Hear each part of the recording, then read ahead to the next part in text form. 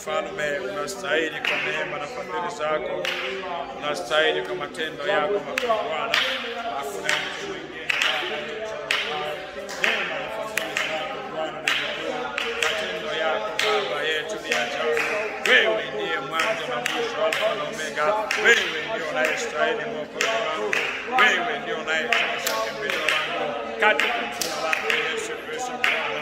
Wewe ndio unayetosha Mfalme wangu, tuko mikononi mwako na mbele zako Baba yetu.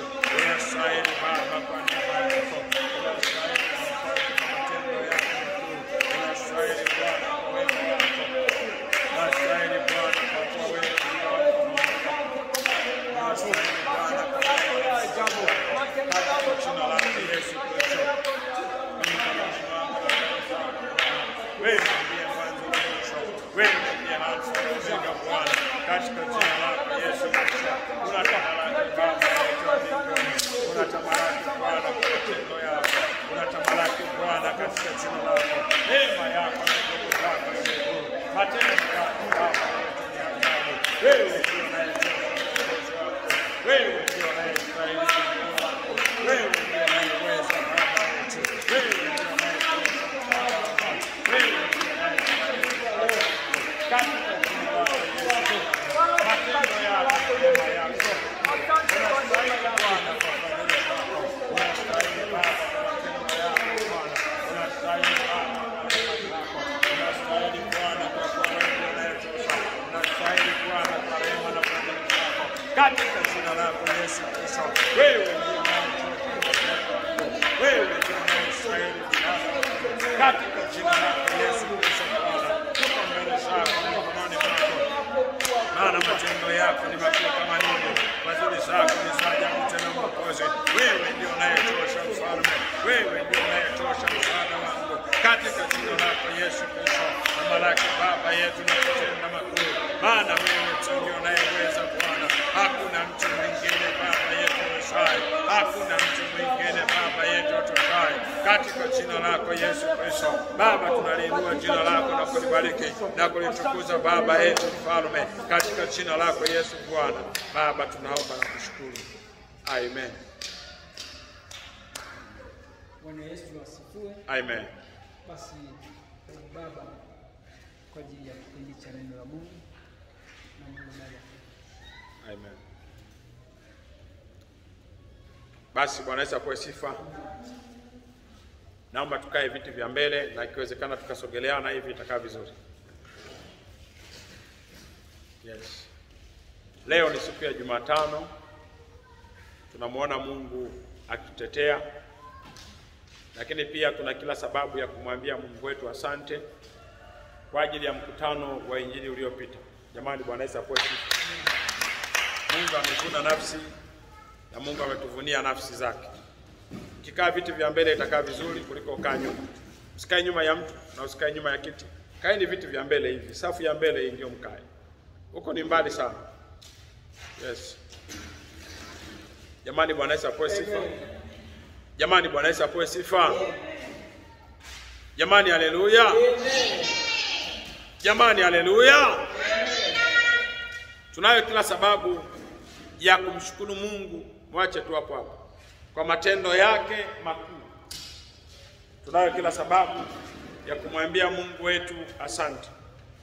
Na kabla hatujaenda kwenye neno, naomba tusimame twende mbele za Mungu, tumshukuru Mungu kwa kutujibu mahitaji yetu ndani ya mwaka huu, kwamba Bwana amevuna nafsi 31 na wengi wamefunguliwa na wengi wameuona wema wa Bwana. Naomba kwa miguu yako tusimame, twende mbele za Bwana, tumshukuru Mungu. Tumwambie Mungu wetu asante kwa matendo yako makuu. Tumwambie Mungu wetu asante kwa ajili ya mkutano mzuri ambao Bwana ametupa. Tumwambie Mungu wetu asante kwa kutuwezesha tena. Tumwambie Mungu wetu asante kwa kufungua milango ya fedha. Tumemaliza mkutano hata tudaiwi hata senti. Tumwambie Mungu asante. Twende mbele za Bwana. Baba yetu, Mfalme wetu, tumekuja mbele zako siku ya leo. Ulihimidi jina lako na kulitukuza, maana ni jina litalo majina yote. Hakuna mwingine Baba zaidi yako wewe. Neema na fadhili zako ni kuu. Matendo yako Baba ni ajabu. Fadhili zako Baba ni za ajabu. Baba tunakushukuru tena Bwana. Umetulinda Baba yetu wa mbinguni. Umetupa pumzi yako ya uhai Bwana. Tunakushukuru tena Bwana kwa ajili ya mkutano mkubwa wa Injili ambao Baba umetenda katikati yetu. Bwana tunakushukuru tena Bwana kwa ajili ya mkutano mkubwa wa Injili Mfalme ambao tumeuona wema wako Baba yetu. Baba tunakushukuru tena Mfalme kwa ajili ya mkutano mkubwa wa Injili Baba ambao Bwana umejidhihirisha kwa fadhili zako. Bwana tunakushukuru tena Baba kwa ajili ya mkutano mkubwa wa Injili Mfalme ambao Bwana tumeuona fadhili zako, ambao Bwana tumeona neema yako, ambao Bwana tumeona matendo yako, ambao Bwana tumeona ukiokoa na kuponya, ambao Bwana tumeona ukifungua watu, ambao Bwana tumeona ukifungua watu wako. Baba tunakushukuru tena Mfalme, umekuwa faraja nzuri kwetu, umetulinda Baba yetu wa mbinguni. Tumeuona wema wako na ukuu wako, tumeona matendo yako Baba, tumeona fadhili zako tena Mfalme, tumeona rehema zako Bwana, tumeona Bwana ukitutetea katika mkutano huu. Baba tunakushukuru tena Mfalme kwa ajili ya kuokoa watoto wako uliowaokoa Baba yetu wa mbinguni. Umeokoa watoto wako Bwana wa kiume na wa kike. Baba umeokoa nafsi zako 31 na kuwafungua watu wengi Baba. Tunakushukuru tena Baba kwa matendo yako. Tunakushukuru tena Baba kwa fadhili zako. Tunakushukuru tena Bwana kwa neema na nguvu zako. Tunakushukuru tena Bwana kwa kuwa wewe ni mwema. Napo sayanta limayanda rapo sete. Baba asante kwa kuwa wewe ni tenda. Umetenda Baba, umetenda. Baba tunakushukuru kwa kuwa umetenda makuu. Tunakushukuru Baba kwa kuwa umetenda makuu Bwana. Tunakushukuru Baba kwa kuwa umetenda makuu. Tunakushukuru Baba kwa kuwa wewe ni mwema. Tunakushukuru kwa kuwa umetenda makuu Bwana. Katika jina lako na fadhili zako Baba umetenda makuu katikati yetu. Tumeuona wema wako na nguvu zako. Tumeona fadhili zako Baba. Tumeona nguvu zako Baba yetu. Baba tunakushukuru kwa siku njema ya leo. Lama yandra po sayantalika. Baba tunakushukuru tena Bwana. Baba asante. Asante Baba yetu wa mbinguni na kuokoa watu wako. Asante, asante Bwana kwa kuokoa wajoli wako. Asante, asante kwa kutembelea katika mtaa wa Nyakato. Asante, asante kwa kutembelea katika manispaa ya Kahama. Asante, asante Bwana kwa kuokoa watu wako Baba. Asante, tunarudisha sifa na shukrani mbele zako na kuokoa watoto wako na wajoli wako. Tunarudisha sifa na shukrani Bwana mbele zako katika jina lako Yesu Kristo Bwana. Wewe uliotenda Baba yetu wa mbinguni, umewatendea hata mataifa yote Bwana. Maana mkutano ulikuwa duniani nzima Baba, watu wote walikuwa na kuona wako ambao umewafungua wakiwa huko Bwana. Baba umetenda makuu tena Mfalme. Tunakushukuru tena Bwana kwa neema. Tunakushukuru tena Bwana kwa fadhili zako. Tunakushukuru tena Bwana kwa matendo yako makuu Baba. Asante kwa kuokoa watoto wako. Asante Baba kwa kuokoa joli wako katika jina lako Yesu Kristo Bwana. Tuko mbele zako na mikononi mwako Baba, tunakushukuru kwa kibali chako. Asante Baba yetu wa mbinguni katika jina lako Yesu Mfalme. Asante Bwana kwa kuokoa na unazidi kuokoa Baba yetu wa mbinguni. Tupe neema ya kuwa na mkutano mwingine Baba majira ya mwaka kesho tena Bwana. Tupe majira ya kufanya mikutano mingi tena Bwana ya kuokoa nafsi zako Baba. Maana kusudi ni kuokoa nafsi zako, wala sio akili zetu wala nguvu zetu. Hatutafuti umaarufu, lakini Baba tunatafuta nafsi zako ziokolewe kama agizo lako ulivyolitoa Baba yetu. Okoa nafsi zako Baba yetu wa mbinguni kwa neema na fadhili zako. Okoa nafsi zako Baba yetu wa mbinguni kwa neema na nguvu zako Bwana. Baba okoa watoto wako na wajoli wako Baba. Okoa neema na fadhili zako. Okoa wajoli wako Baba yetu wa mbinguni kwa matendo yako makuu Bwana. Okoa Bwana watoto wako Mfalme katika jina lako Yesu Bwana. Okoa wajoli wako Mwokozi kwa matendo yako makuu Baba yetu wa mbinguni. Asante Bwana kwa neema yako. Asante Baba yetu wa mbinguni katika jina lako Yesu Kristo Mfalme. Asante Baba yetu Bwana. Asante kwa neema yako. Ni katika jina lako Yesu Mfalme Baba tunaomba na kushukuru. Mtu mmoja aseme amen. Chapie Bwana Yesu makofi makubwa. Yeye ametenda makuu Mfalme. Asante Baba yetu wa mbinguni katika jina lako Yesu Baba tunaomba na kushukuru. Mtu mmoja aseme amen. Naomba tuketi. Naomba tukae katika uwepo wa Bwana. Naomba tukae katika uwepo wa Bwana. Naomba tukae katika uwepo wa Bwana. Leo ni siku ya Jumatano. Tunajifunza neno la Mungu. Kwa vile tuna maandalizi ya maombi ya siku 40 ambayo yanaanza tarehe 1, na vitabu tayari tumeshaviandaa. Ni wewe tu ukipata kitabu hicho. Tarehe 1 tunaanza maombi yetu rasmi yenye kichwa kinachosema maombi ya kuvuka mwaka 2026. Mwaka huu tumeuvuka kwa sababu tuliomba mwaka 2024. Sasa tunapoenda kukaribia mwaka 2026, lazima tujiandae kuyaombea maono na mipango na mikakati ya mwaka 2026. Bwana ametuwezesha mpaka hapa, tunauona wema wa Bwana. Ni nani angelizani tuko kwenye mazingira haya? Ni nani alizani tuko kwenye jengo zuri namna hii? Ni nani alizania? Lakini Bwana, maombi yetu tuliyoyaomba, Mungu amejibu. Jamani, Bwana Yesu apewe sifa. Jamani, Bwana Yesu apewe sifa. Mungu wetu amejibu na anaendelea kujibu na kujibu na kujibu. Leo mafundi wetu wamemaliza anamu kujengea, na kesho wanamaliza kupiga plasta. Kesho wataingia kwa ajili ya kupiga plasta. Lakini tunamshukuru Mungu, sasa hatuwezi tena kuwa katika mazingira magumu, tuko kwenye mazingira mazuri. Chapie Bwana Yesu makofi. Tunamwamini Mungu kwamba atatenda makuu. Jamani, haleluya. Na miujiza mingine inakuja, na kushirikisha tu miujiza. Sio akasema kanisa limejengwa, maana hata mimi nafika hatua na mshangaa Mungu anachokitenda. Na hata siku ya jana nilipokea mtu mmoja ambaye amesafiri kutoka Geita jana hiyo, na akafika katika madhabahu. Nimemwombea akiwa Geita, lakini baadaye akasema nasafiri kutoka Geita. Baada ya kufika nimeomba pamoja naye, na Mungu amemfungua, na hata hivyo ameahidi kuleta tilipu 6 za kokoto kwa ajili ya kutengeneza lafu floor. Jamani, Bwana Yesu apewe sifa. Sasa utaniuliza jina lake nani? Hilo ni la kwangu mimi na Mungu wangu. Jamani, Bwana Yesu apewe sifa. Wakati wa Bwana ukifika utamjua. Miujiza ni mingi sana, lakini Mungu anatenda. Mwambie mwenzako, Mungu anatenda. Nimeushuhudia asubuhi ushuhuda huo, na leo jioni na ushuhudia. Lakini amini tu kwamba Mungu wetu ni mzuri na anatupenda sana kuliko sisi tunavyodhani. Jamani, haleluya. Somo letu litakuwa na kichwa kinachosema namna ya kuomba. Namna ya kuomba. Tatembea na hili somo siku ya leo. Tatembea na hili somo siku ya Ijumaa. Na ikinipa kibali pia tatembea na hili somo siku ya Jumapili. Tunapojiandaa kuelekea kwenye maombi ya siku 40 ambayo tunayaanza tarehe 1 siku ya Jumamosi. Tutaanza tarehe 1 siku ya Jumamosi. Mungu atusaidie.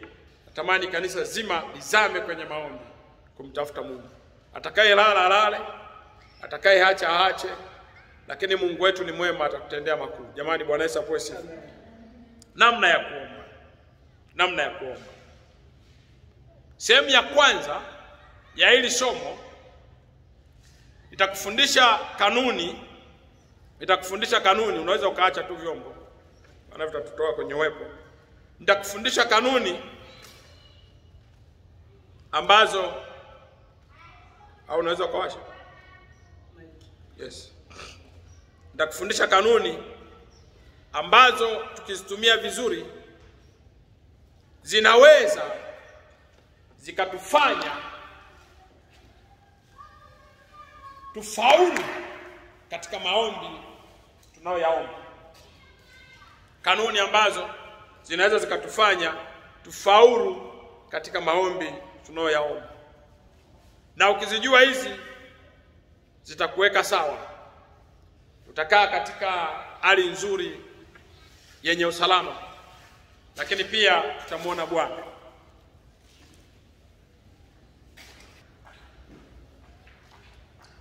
Jamani, Bwana Yesu apewe sifa. Tulikuwa kwenye somo ambalo lina kichwa kinachosema namna au jinsi ya kuomba. Na katika sehemu ya kwanza natamani sana nikufundishe kanuni 10 ambazo ukizitumia unaweza ukatoka kwenye hali ambayo uko nayo. Tunaweza tukapiga hatua kwenye maisha yetu na tunaweza tukasonga mbele. Jamani, Bwana Yesu asifiwe. Sehemu ya kwanza nitakufundisha kanuni za maombi, kanuni za kufuata ili uweze kuomba sawasawa na mapenzi ya Mungu. Kitabu cha Danieli sura ile ya 6 na ule mstari wa 10. Danieli sura ya 6 na ule mstari wa 10. Danieli, neno la Mungu linasema, hata Danieli alipojua ya kuwa yale maandiko yamekwisha kutiwa sahihi, akaingia nyumbani mwake, na madirisha katika chumba chake yalikuwa yamefunguliwa kukabili Yerusalemu. Akapiga magoti mara 3 kila siku. Wewe Danieli anapiga magoti, Danieli kila siku, akasali, akashukuru mbele za Mungu wake kama alivyokuwa akifanya tokea hapo awali. Huyo Danieli, kama ni tabia alikuwa nayo, alikuwa na tabia ya kuomba. Kama ni tabia alikuwa nayo, alikuwa na tabia ya kutafuta uso wa Mungu. Kama kuna kitu ambacho Mungu alimzawadia, ni shauku na nia ya kumtafuta Mungu usiku, asubuhi, mchana na jioni. Ilikuwa ni shauku ya Danieli.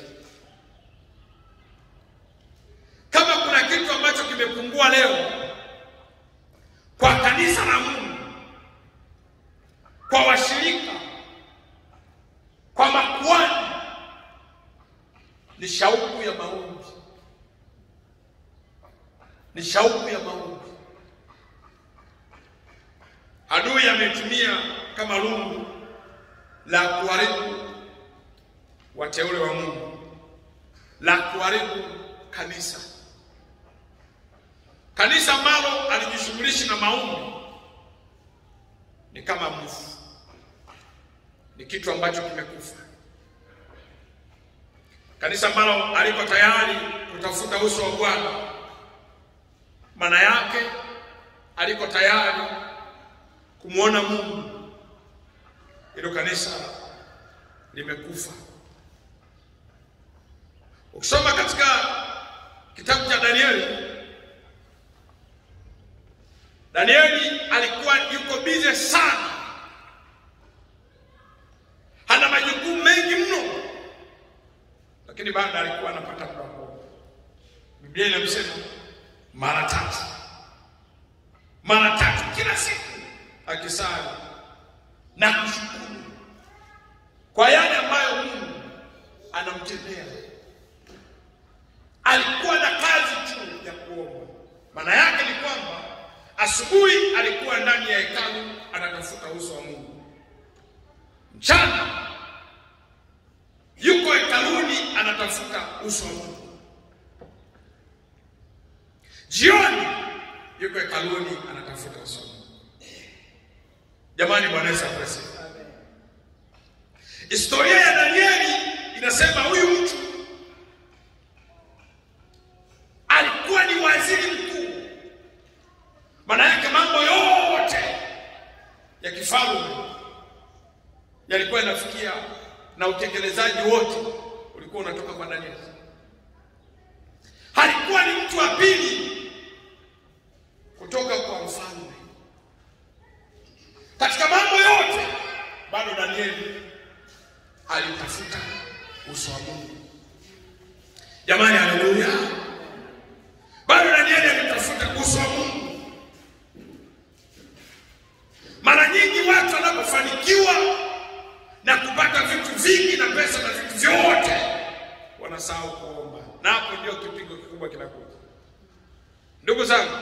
kanisa litakuwa zuri, lakini tusisahau kuomba. Biashara inaweza ikachanganya sana, lakini tusisahau kuomba. Kazi zetu zinaweza zikapendeza sana sana, lakini tusisahau uso wa Bwana. Tunaweza tukalipwa mshahara mkubwa na mnono, lakini tusisahau uso wa Bwana. Maombi ndiyo yanayotuimarisha. Maombi ndiyo msaada mkubwa katika maisha yetu. Maombi ndiyo ulinzi wetu. Maombi ndiyo yanayotupa mpenyo na kusogea mbele zaidi. Kwa hiyo mtu anayekwepa maombi amekwepa maisha yake, amekwepa hatima yake, amekwepa kibali chake, amekwepa maisha yake.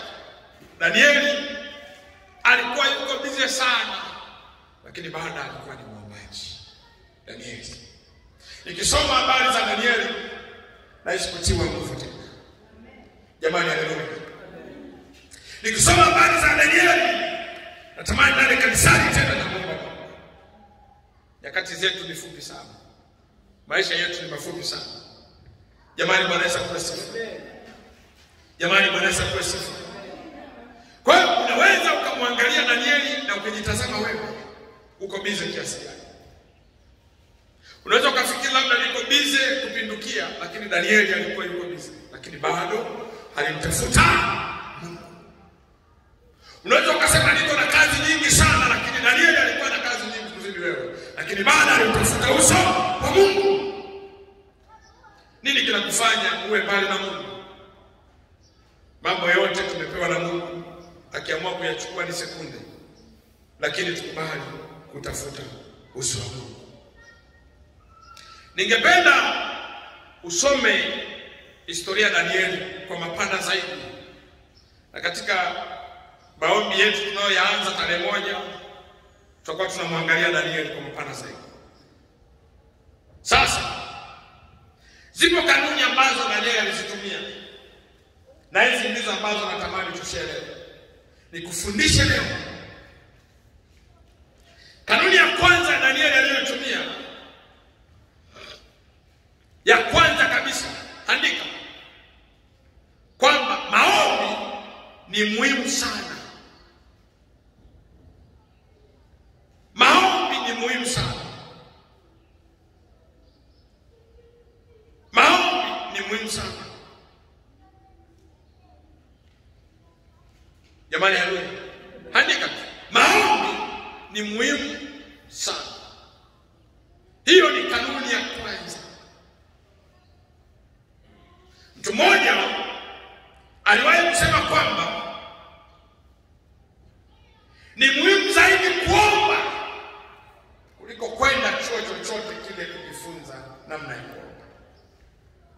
Unaweza ukaenda kwenye vyuo vya kujifunza kuomba na ukatoka hujui kuomba.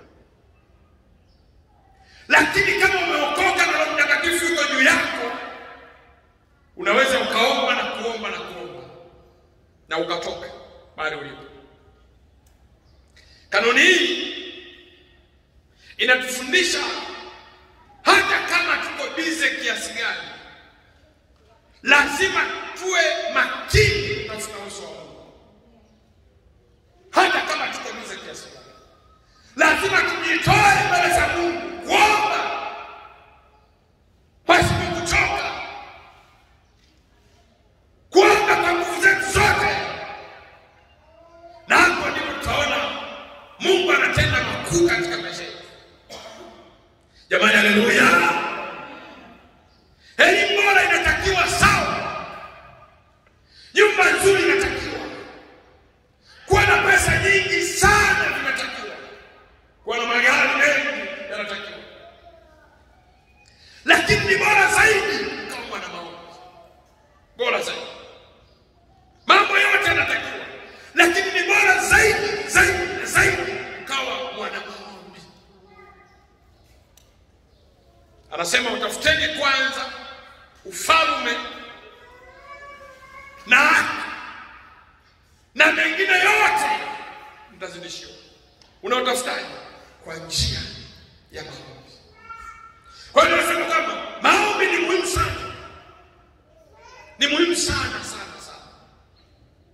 Kuvaa vizuri ni nzuri. Unapovaa watu wanakuona umevaa vizuri. Kula chakula kizuri ni vizuri. Maana unatengeneza kitu kinaitwa balance diet. Haina shida. Kulala nyumba nzuri ni sawa. Na godoro nzuri sawa. Lakini maombi ni bora zaidi. Nasema hivi, maombi ni bora zaidi. Kwa maombi ni muhimu sana. Anasema hivi, hata ingie rohoni mwako kwa mapato yako yote, pata maombi. Kwa kazi zako zote, shughulika na maombi. Kama kuhani uliyeitwa, komana maombi. Kama mfanya biashara uliyeitwa, komana maombi. Kama ni mfanya kazi uliyeajiriwa kwenye taasisi, komana maombi. Cheo chako kitapanda kwa sababu wewe ni mzuri. Kitapanda kwa sababu unatafuta uso wa Bwana. Biashara yako wateja watakuja wengi kwa sababu una bidhaa nyingi. Unaweza kuwa na bidhaa nyingi sana lakini hauoni mteja. Kitakacholeta wateja ni namna unavyotafuta uso wa Mungu. Upako utafuta kwa sababu watu wamejaa kanisani, hapana. Upako unatafuta kwa sababu unatafuta uso wa Mungu. Jamani, haleluya.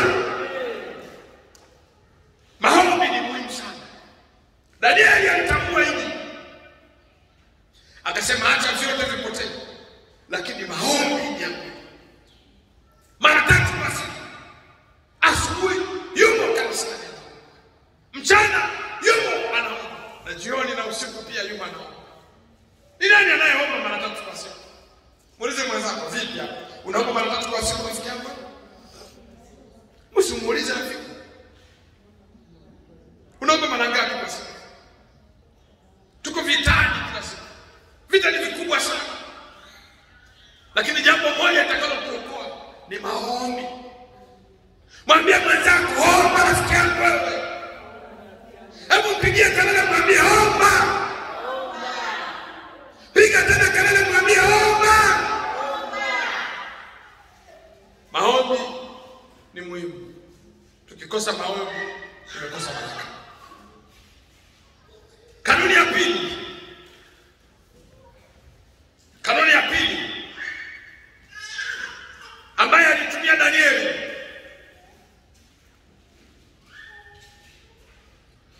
Kanuni ya pili inasema hivi, andika. Hakuna yoyote aliye na mambo mengi sana, amebarikiwa sana, au amefanikiwa sana, ashindwe kuomba. Kanuni ya pili ya kusogelea uso wa Bwana nimesema hivi, andika. Hakuna yoyote aliye na mambo mengi sana, amebarikiwa sana, au amefanikiwa sana, halafu ashindwe kuomba. Ashindwe kuomba. Ndugu zangu, unaweza kuwa na maisha yenye shughuli nyingi na unaweza kuwa mtu muhimu sana. Hata hivyo sidhani kama umemfikia Danieli ambaye alikuwa bizi usiku mchana na asubuhi. Mafanikio sio kustarehe. Wote waliofanikiwa hawana amani,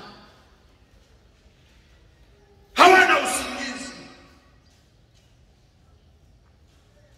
hawana nafasi ya kupumzika. Lakini wanaomba. Hakuna aliyefanikiwa katika maisha na sitafute uso wa Bwana. Mafanikio hayaji kwa kuota na kunyanyuka. Nazungumza kila siku, mafanikio ni mchakato. Mambo hayawezi yakaibuka tu kwa sababu wewe ni mzuri. Hapana, mafanikio ni mchakato. Ukiangalia Danieli, halikuwa ni waziri, maana yake alikuwa yuko busy. Wizara zote zinamjia yeye, na bado huyo mtu alikuwa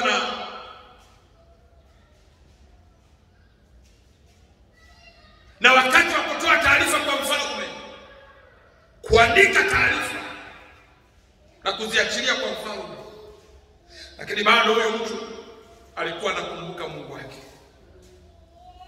Jamani, haleluya. Ungelimshangilia Danieli kwa makofi makubwa sana. Alijifunza kutoka. Bado alikuwa ni mtu wa maombi. Anaomba na kuomba, jambo alikuwa busy. Wote mliowaona wamefanikiwa, wote. Pengine ni katika mtaa wako, unaona mtu amejenga nyumba nzuri na gari, ana duka zuri, halali, ana muda wa kulala, anawaza ni wakati gani ambao nitafanikiwa zaidi. Lakini aliye na kitu cha kawaida analala tu usingizi mnono. Analala tu. Vipi? Yani maisha yako tu, hapo tu. Yani kilo safi. Hana wasiwasi, hana shida. Lakini mtu anayepiga hatua ana wakati wa kupumzika. Niangalieni vizuri. Sikomalia watoto. Hana muda wa kupumzika. Nimelishuhudia hili katika maisha yangu. Jambo ambalo nalipambania, sina muda wa kulala. Na unaweza usinielewe.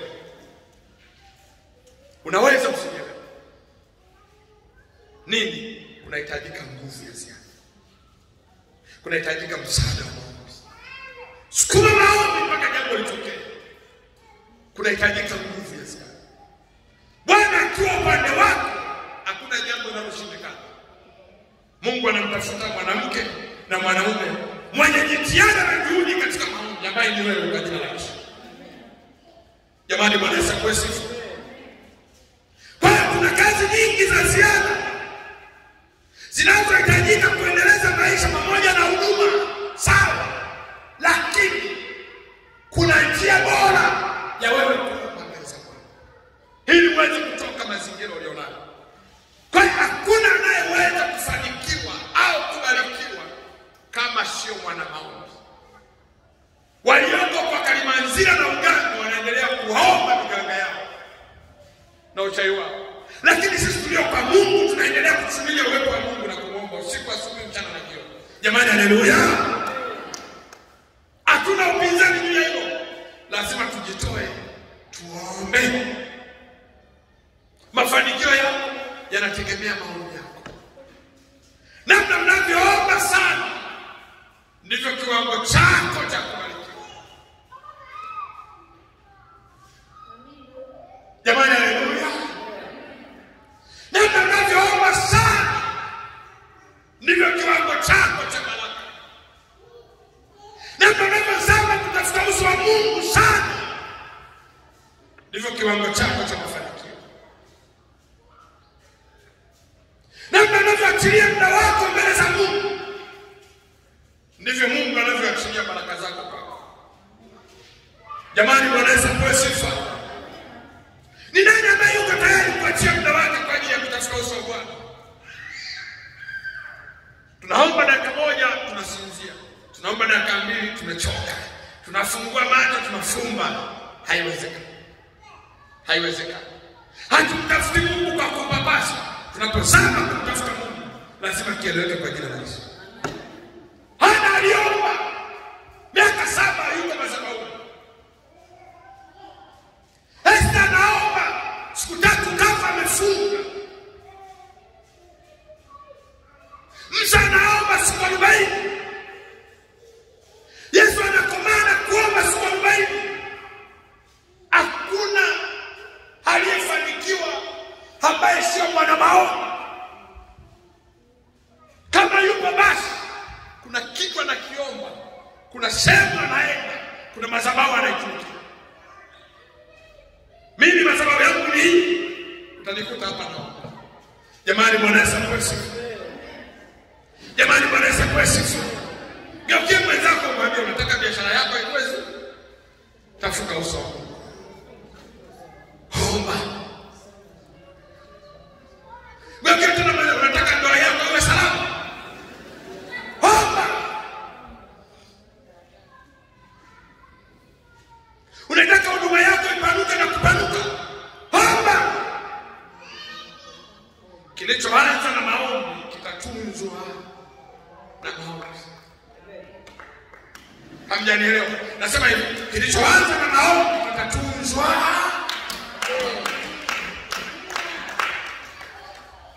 Kilichoanza na maombi kitatunzwa na maombi. Lazima ukubali kuomba. Kwa hakuna aliyefanikiwa au kubarikiwa alafu ashindwe kuomba. Kama umefikiri kutingwa sana na kuomba, unajidanganya mwenyewe. Kama umefikiri kwamba una muda wa maombi, kwamba niko busy na kazi zangu na biashara zangu, unajidanganya mwenyewe. Jamani, Bwana Yesu asifiwe. Gusa mezani mwenzako, mwambie kama unafikiri kwamba umetingwa sana na shughuli zako, hauna muda wa kuomba, mwambie unajidanganya mwenyewe rafiki. So kanisa limelijua kwamba ndio wakati wa kuomba. Kanisa limevamiwa. Majenti wako ndani ya kanisa wanaharibu maisha ya watu. Ni mambo ya ajabu sana, lakini yote tuombe. Bwana tusaidie. Ukimwona mwenzako ameanguka usicheke, omba. Ukiona mwenzako ameharibikiwa usikae vigonge na kumcheka, omba. Jamani, haleluya. Adui anatumia nafasi kuharibu kanisa na kulichafua kanisa. Tuna wajibu mkubwa kama kanisa kwamba ndio wakati umefika sasa tumtafute Bwana. Aliyeomba mpaka milango ya gereza ikafunguka, nasi tunaweza tukaomba zaidi milango ikafunguka. Aliyeomba baraka zikafunguka, nasi tunaweza tukaomba zaidi milango ikafunguka. Jamani, Bwana Yesu asifiwe. Bwana Danieli alikuwa amefanikiwa. Yeye aliomba sana. Unaona Yusufu ndani ya gereza bado anaomba sana. Hakuna aliyefanikiwa asiyeomba. Tunatamani mafanikio lakini hatuna gharama ya kulipa maombi. Mafanikio yetu ni kazi bure. Jamani, haleluya. Kanuni ya tatu. Kanuni ya tatu.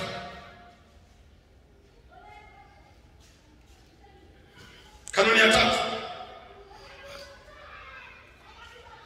Maombi ni chanzo cha nguvu zetu na ulinzi wetu.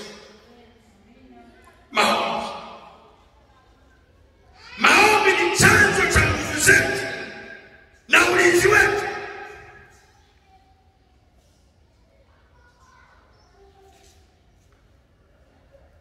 Hapa nazungumza na kanisa lakini nazungumza na ulimwengu mzima.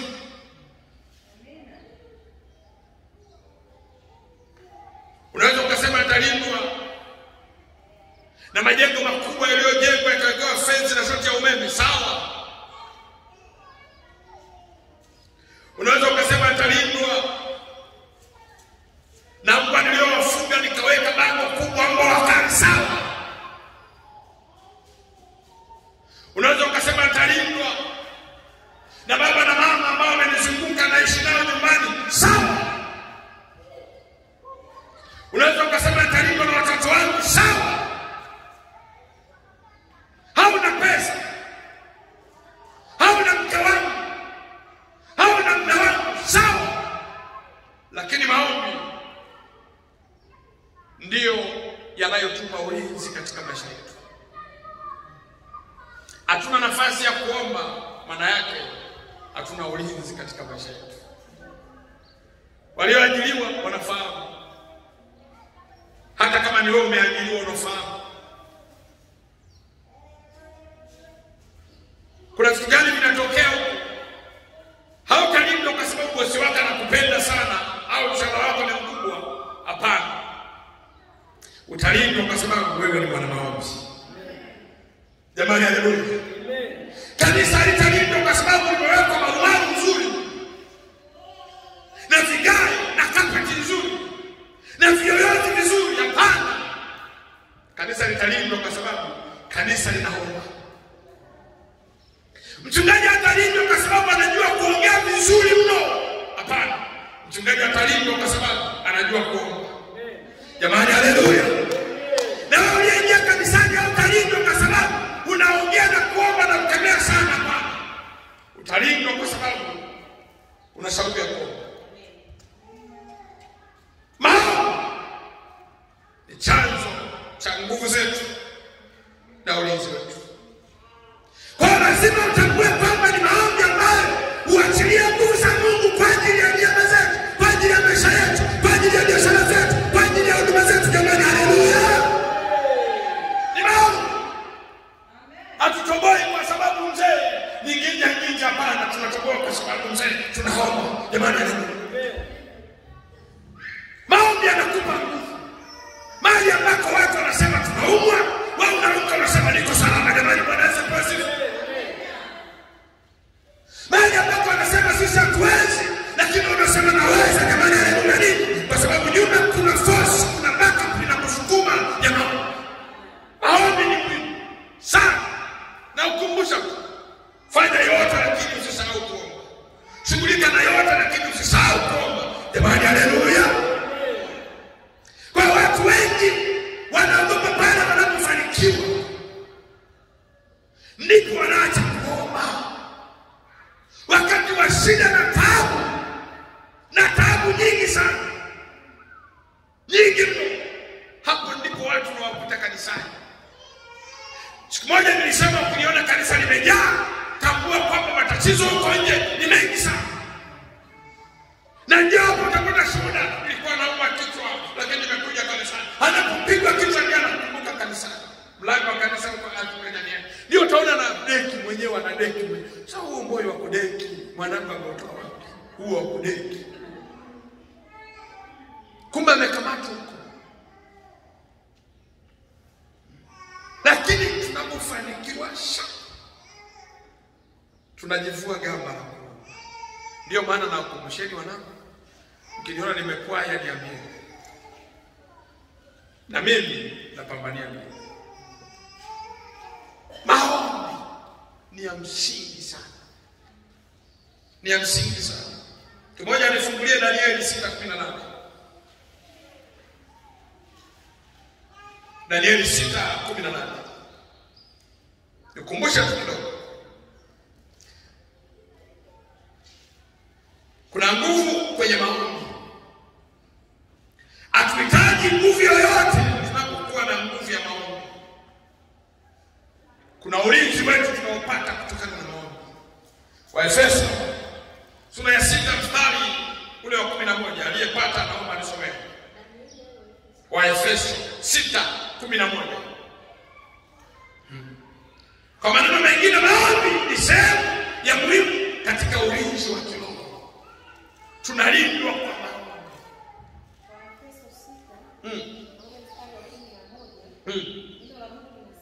Leo la Mungu anasema vaeni silaha zote za Mungu mpate kuweza kuzipinga hila za Shetani. Vaeni silaha zote za nani jamani? Za Mungu. Pate kuweza kuzipinga hila za Shetani.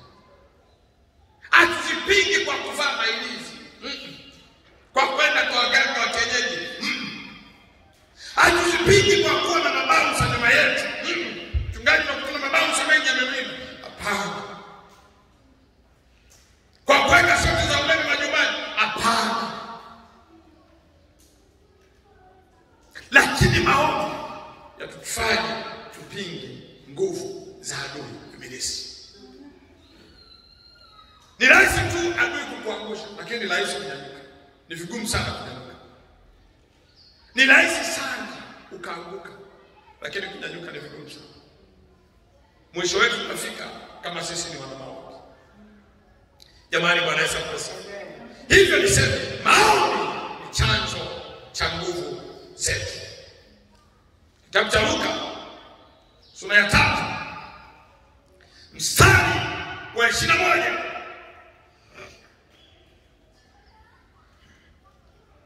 Luka sura ya 3 mstari ule wa 21.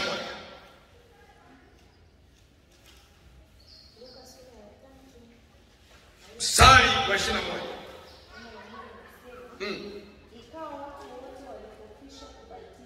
Ikawa watu wote walipokwisha kubatizwa, na Yesu naye amebatizwa, naye anaomba, mbingu zilifunguka. Alipoomba mbingu zikafunguka. Jamani, haleluya. Watu wote walipobatizwa, wanaume akaomba, mbingu zote zikafunguka. Ni kitu gani kitafungua mbingu yako? Ni kitu gani kitafungua ndoa yako? Jamani, haleluya. Ni kitu gani kitafungua biashara zako? Ni kitu gani kitafungua madhabahu yako? Ni kitu gani kitafungua ndoa yako? Maombi. Yesu anafungua mbingu kwa maombi. Mambo yamekutinga mengi sana, hautayaweza kwa maneno yako, hautayaweza kwa kujiangalia kwenye kioo. No, utayaweza kwa sababu wewe ni mwana maombi. Jamani, Bwana Yesu asifiwe. Utayaweza kwa sababu wewe ni mwana maombi. Anasema, ninaona mbingu zikifunguka juu ya maisha yako kama utaamua kuomba. Baraka zitakuja juu yako. Kuomba sio jambo jepesi kama tunavyozana, ni kujitoa mwako. Angalia mazingira ya asubuhi, unaamka kukimbizana kuja nyumbani, kuja kanisani, lakini umechoka. Sana. Uchafu ni mwingi mno,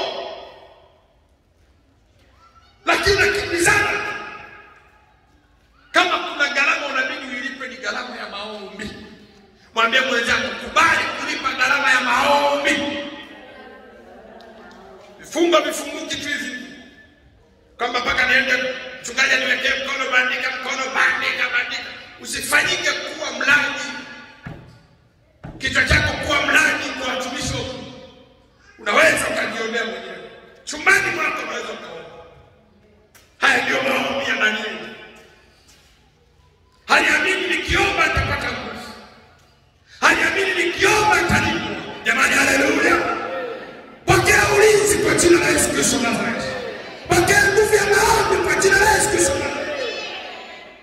Kanuni ya 4.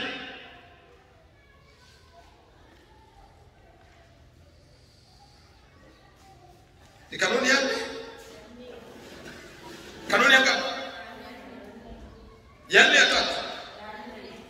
Kanuni ya 4. Andika. Ili maombi yawe na nguvu, lazima yawe ya kitabia. Kanuni ya 4. Ili maombi yawe na nguvu, lazima maombi yawe ya kitabia fulani.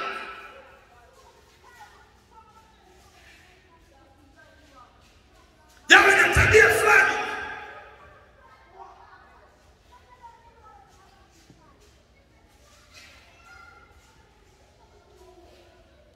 Maisha yetu ya leo yanategemeana na tabia tulizojifunza kutoka kwa wazazi wetu.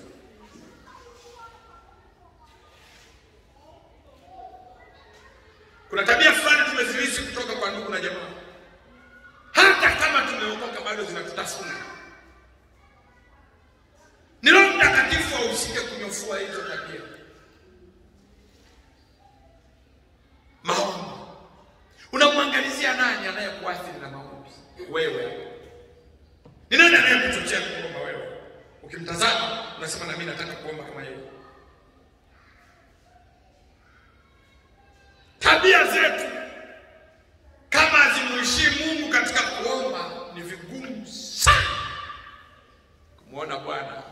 anashuka katikati yetu.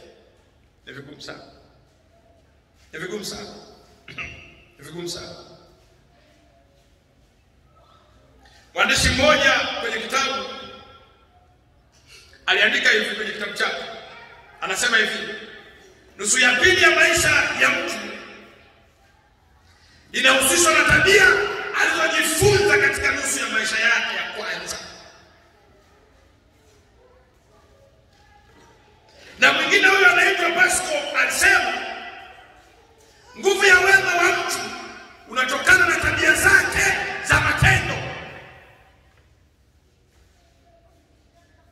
Ukiweka maombi yakawa sehemu ya tabia yako, ni rahisi sana kuvuka daraja ulionalo. Ni rahisi sana kutoka katika mazingira magumu ulionalo. Ijenge tabia ikujenge. Jamani, Bwana Yesu asifiwe. Unamwangalizia nani katika maisha yako?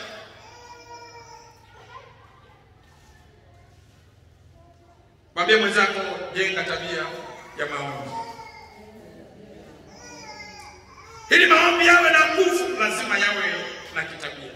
Lazima yawe na tabia. Lazima yafuate mkono wa tabia. Tokea naanza huduma na ufundisha habari ya maombi. Tumefunga sana, tumeomba sana. Kuna mwingine akanijia akasema, baba, madonda ya tumbo. Nikamwambia omba, ukifa ufie madhabahu. Lakini hakufa. Tumeona shuhuda nyingi sana hapa katika maombi ya siku 21 na siku 7. Mtu anasema sijawahi kufunga, lakini kwa neema ya Mungu sasa nimefunga. Nini? Na alipofunga alipata nguvu mpya. Aliuishwa. Jamani, haleluya. Jamani, haleluya. Tunataka vipawa na kalama, lakini lazima tujitoe katika kuomba. Tunataka nguvu, lazima tujitoe katika kuomba.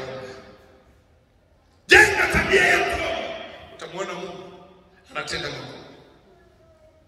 Jamani, Bwana Yesu asifiwe.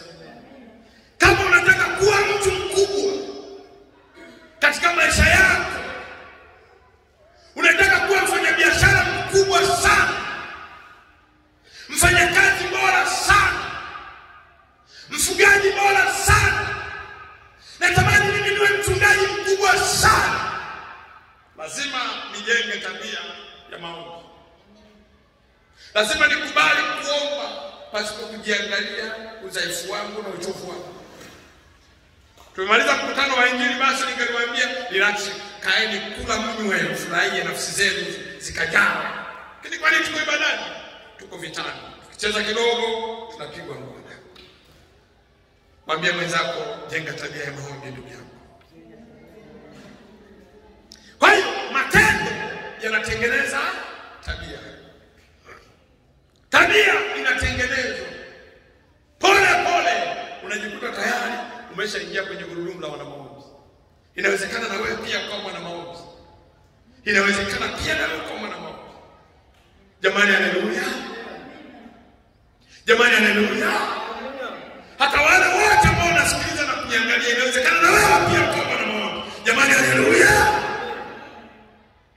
Kwa mazoea hawa tabia inaweza kuwa nzuri au mbaya. Inaweza ikawa nzuri au mbaya. Tabia hawa mazoea inaweza ikawa nzuri au mbaya. Muulize mwenzako, una tabia gani wewe ambayo kabisa nafsi yako mwenyewe mwenyewe inakukera? Jamani, sumuulize, umekaa naye. Muulize, una tabia gani rafiki yangu wewe hapo inakukera? Kila mmoja ana tabia yake. Inawezekana kwako na wewe nzuri, lakini na wakela watu wengine. Ndio maana nawaambia, hata Yesu alisema mimi sio mwema. No one is perfect. Hakuna mkamilifu. Jamani, haleluya. Yesu anafika atoa, nyie watu wanasema mimi ni nani? Wanasemaje? Anataka ajue tabia yake ili ajirekebishe. Tabia yako inawezekana unasema ni nzuri, lakini sio nzuri. Kitabu cha Luka ile sura ya 4 mstari wa 16. Luka sura ya 4 mstari ule 16.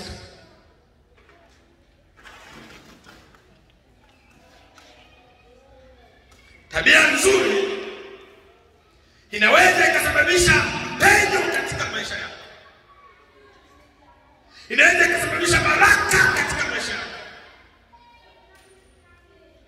Inaweza ikasababisha raha katika maisha yako. Jamani, haleluya.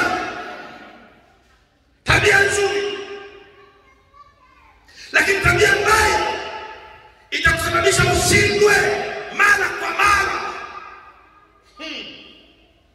Kwa hiyo kujenga tabia nzuri ya kuwa mwana maombi itakusababisha ushindwe. Katikati ya mambo anasema hili ni jangwa, wewe unasema nayaona maji kwa jina la Yesu. Jamani, haleluya. Mara ambapo anasema hapa ni kushinda, unasema hapa ni kushinda kwa jina la Yesu. Jamani, haleluya. Wakati ambao watu wanasema uchumi unapinda, hatuoni mbele, hatuoni nyuma, lakini wewe unasema ninazo hela nyingi kwa jina la Yesu. Jamani, haleluya. Ni tabia ya kuomba. Luka 6:16. Luka 4:16. Neno la Mungu linasema akaenda Nazareti, hapo alipolelewa, na siku ya Sabato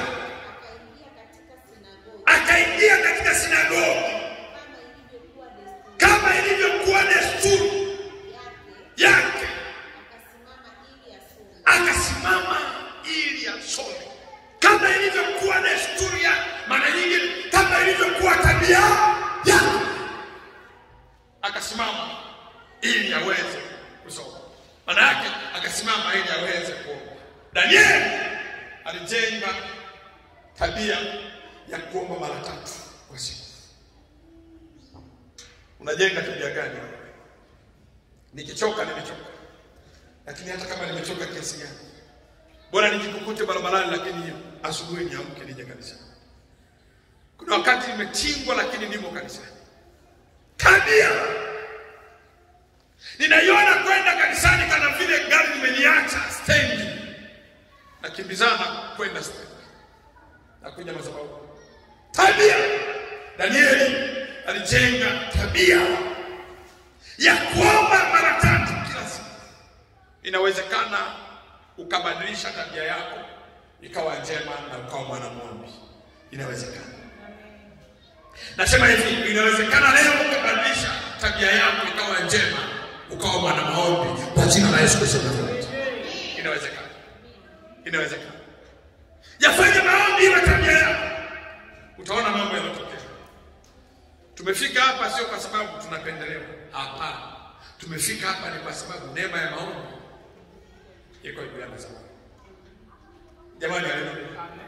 Ukizunguka mtaani, nimekutana na shuhuda nyingi sana. Wanasema mtaa umetulia, wingu limefunguka. Si kama nayapata, mimi nimeshapata live. Wanasema hata ukiingia kwenye maombi usiku tunaomba vizuri, tunachukua muda wa kuomba, maombi yanafungua anga. Atakaye kuja akakwambia unapiga kelele, mwambie acha nipige kelele kwa sababu napiga kelele za ushindi. Maana haleluya. Maombi. Kama tuombe tuafa. Kila kitu mpaka tuzabe tuombe. Unataka baraka? Omba. Unataka ushindi? Omba. Unataka vitu vizuri vitokee kwako? Omba. Itengeneze kama tabu. Nilisema hivi, kama mchezo ndio acha kucheza. Niliwaambia nini? Kuna siku niliwaambia, kama tulikaribia kuomba siku tunaombea nini, kitu kikatokea. Tukaomba siku nini, kitu kikatokea. Tukaomba siku habari, kama ni mchezo ndio, acha ngoma ichezwe. Acha ngoma ichezwe. Acha ngoma ipigwe, acha ngoma ichezwe. Na kitaeleweka kwa jina la Yesu Kristo. Nasema hivi, kitaeleweka kwa jina la Yesu Kristo. Omba. Mama yaeni omba. Mama yaeni omba. Una pesa omba. Una pesa omba. Jamani, haleluya. Ilikuwa ni kanuni ya Danieli. Danieli sura ya 6 mstari wa 10. Utaona akapiga magoti mara 3 kila siku, akasali, akashukuru mbele za Mungu wake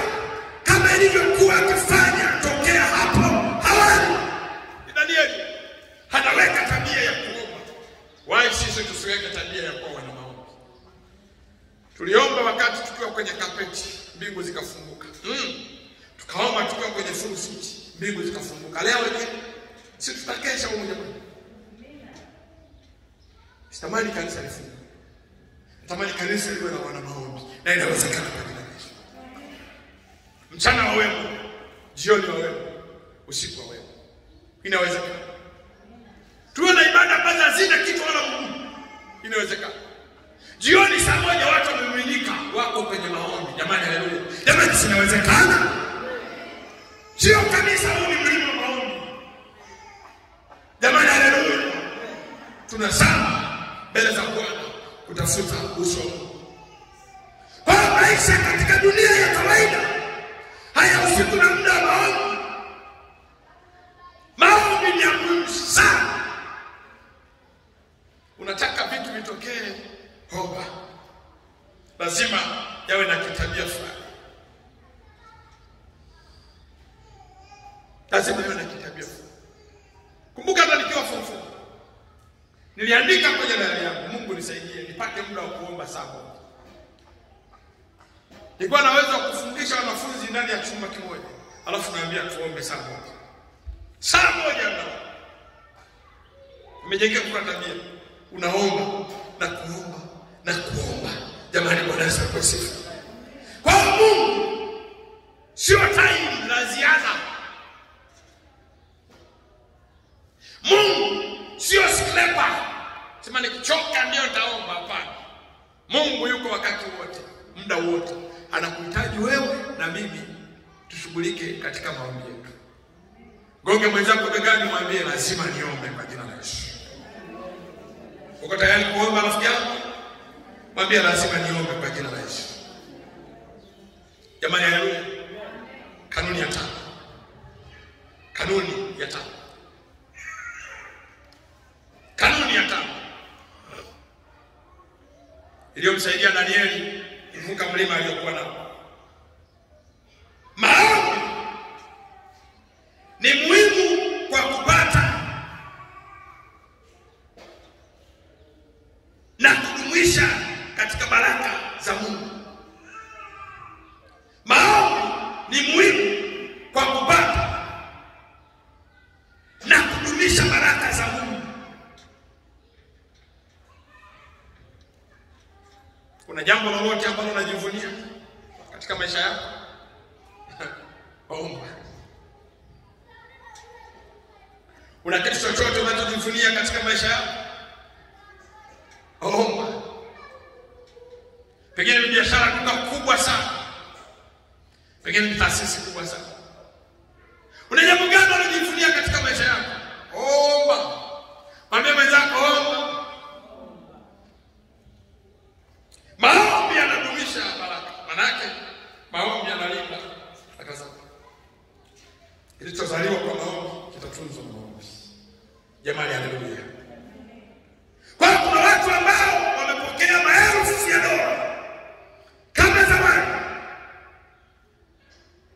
Lakini hizo hela watu hao leo zimepotea kabisa, hawana hizo hela.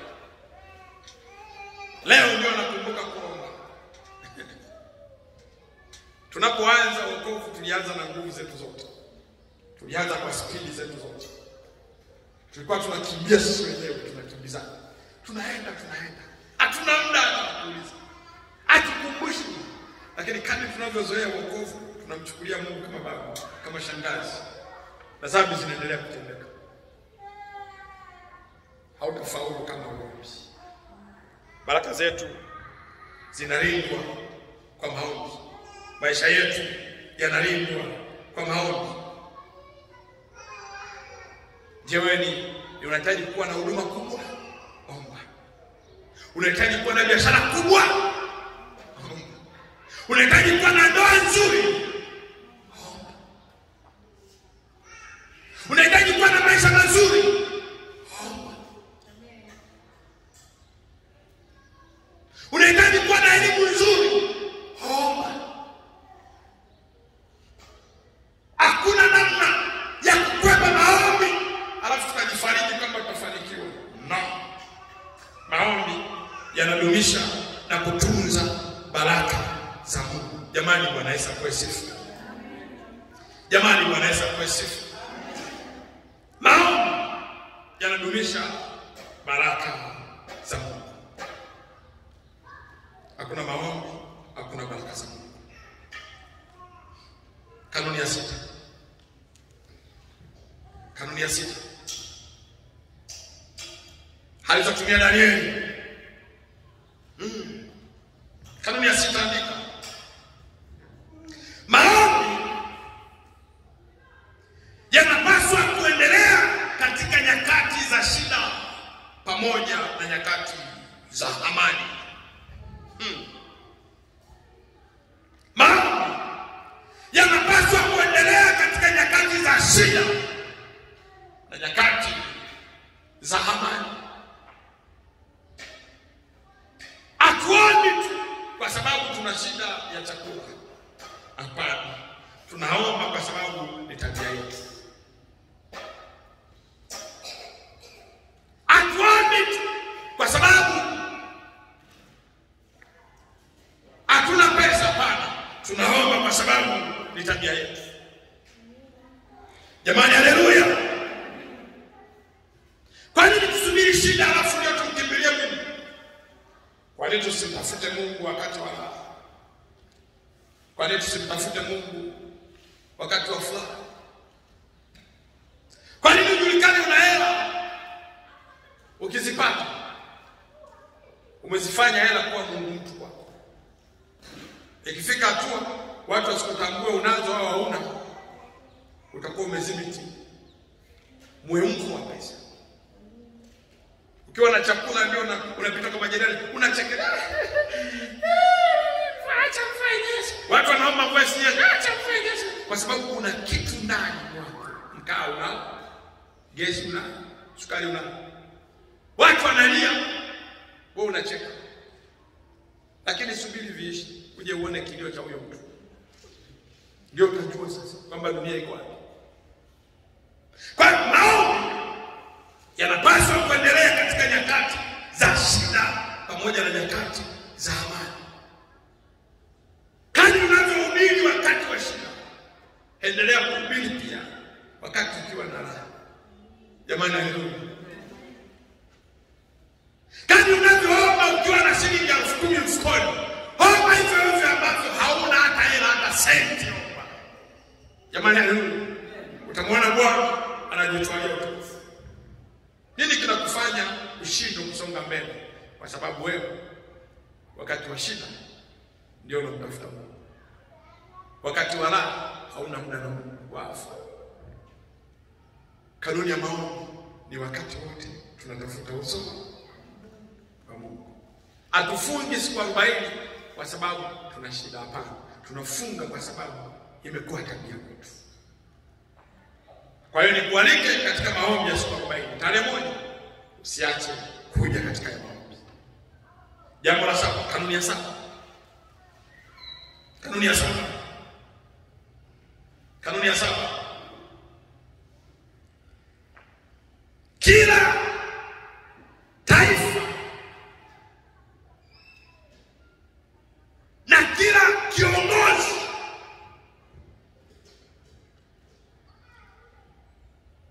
linahitaji maombi mengi. Nirudie tena. Kila taifa linahitaji maombi mengi. Linahitaji viongozi waombaji. Maana yake ni kwamba kila kanisa linahitaji maombi mengi sana. Na makuhani na viongozi waliomo ndani wawe wana maombi sana.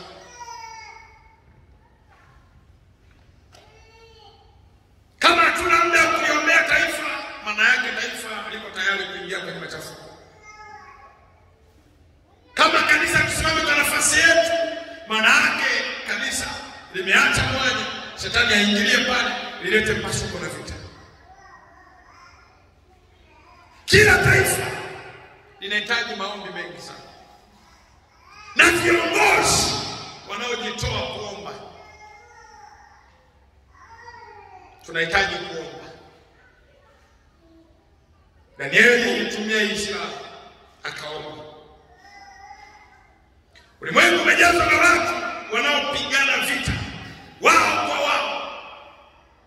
Kanisa limejaza watu wanaoumana wao kwa wao, machafuko wao kwa wao, vita wao kwa wao, shida wao kwa wao.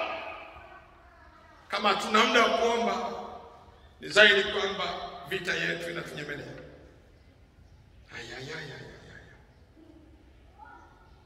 Ni wapi na ni lini kanisa linasimama kuombea taifa? Ni washirika gani wanaosimama kumwombea mchungaji?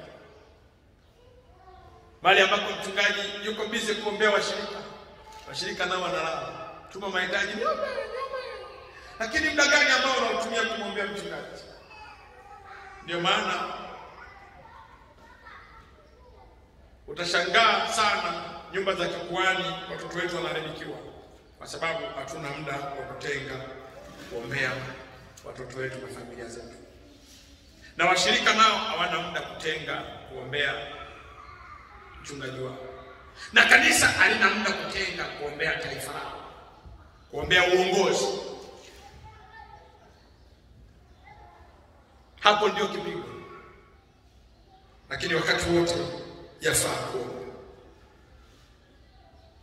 Jamani, haleluya. Viongozi wengi wa taifa wako chini ya ushawishi wa roho mbaya, lakini muda wote yafaa kuombea. Adui anawatumia usiku na mchana. Kazi yetu kama kanisa ni kupaza sauti na kuomba. Tunaliombea taifa, tunamwombea rais ajaye, tunauombea uchaguzi wetu. Mungu akatamalaki ndani ya nchi yetu, Mungu akasimame mwenyewe ndani ya nchi yetu. Jamani, haleluya. Lazima tusimame tuombe. Kama hatuna muda washirika kuombea kuhani wao, kuhani ana muda kuombea washirika, matokeo yake yatakuwa ni mabaya sana. Hatuna muda kuombea taifa, matokeo yake yatakuwa ni mabaya sana. Danieli, maombi yake makubwa yalikuwa ni kuzama na kuliombea taifa na kuombea viongozi. Anaomba, akizama asubuhi anaombea taifa, zama mchana anaombea viongozi, anaombea watumishi wetu. Kazi ilikuwa nyepesi sana. Kasonga mbele, kasogea mbele. Tunataka tuone matendo makuu kwenye nyakati hizi. Hatuna namna, yafaa tuombe. Jamani, haleluya. Yafaa tuombe. Kanuni ya 8. Kanuni ya 8. Ni muhimu kuomba kwa kipindi cha muda mrefu sana. Just get time to pray for long time. Ni muhimu kuomba kwa kipindi cha muda mrefu.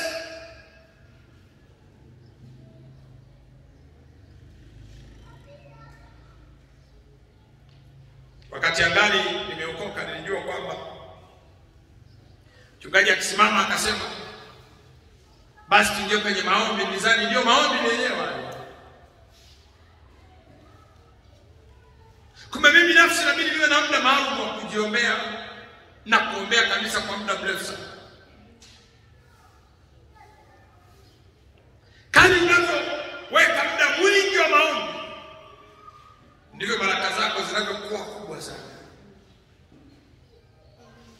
Kadri ambavyo unajiachilia kuzama na kuomba kwa muda mrefu, ndivyo adui anavyokushangaa na kukimbia. Maombi ya dakika moja. Baba, kwa jina la Yesu, Baba, alikashaka lima. Unalala. Hayo maombi yatakuwa. Maombi ya kuomba umesinzia yatakuwa. Toka kitandani kwako, simama. Sema leo nina muda wa masaa 3-4 na madogo basi. Unaomba. Hata maombi ya mchungaji. Leo tunafunga siku 40. Wengine wanafunga wengine wanapitilizia huko, utajua mwenyewe.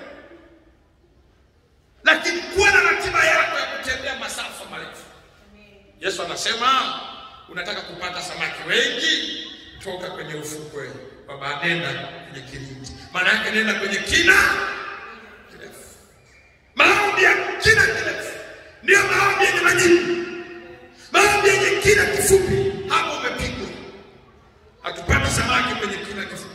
Unataka baraka kubwa, tuzame. Bwana Yesu asifiwe. Kwani kuomba kwa muda mrefu, maombi ya dakika 30, maombi ya dakika 5,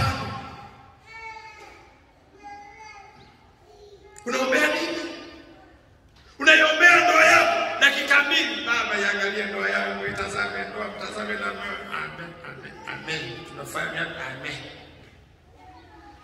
Unasema ndani ya duka ndio umelifungua, baba, itazame duka langu liko vizuri jamani, baba, amen, amen, amen. Maombi yamesha. Unafikiri wateja wanakuja, mwenzako amelala kwenye kichuguu na akaambiwa wewe hapo mzee, ukifika njia pana koa kikozi kikubwa alafu kitebe tu. Lakini wale wapendwa, yanikoleza fair tu. Ibada tunaingia tunaomba nusu saa, dakika 2. Baba, itazame leo mtakatifu shuka. Amen jamani, jamani, kaa tunaanza sifa, mwenye sifa anza za sifa. Baba anaenda hivyo. Tuafa. Hata kama tunamaliza saa 5, bado saa 1 leo tuna maombi liko pale pale. Bado liko pale. Hata watu wao. Tumuone Bwana. Tumuone Mungu. Maombi ya muda mrefu. Kuomba kwa dakika 30 ni kama kutokuomba kwako. Kwa hiyo usichukulie vibaya. Sisemi kwamba Mungu asikii maombi yako, no. Mungu anayasikia maombi yako, lakini maombi mafupi anakujibu kwa ufupi. Maombi marefu anakujibu kwa marefu. Badilisha mfumo wa maombi. Mwambie mwenzako kubadilisha mfumo wa maombi. Mwambie naanza leo, sio kesho. Kitabu cha Mathayo sura ile ya 26 mstari ule wa 39, 40, 42 na 44.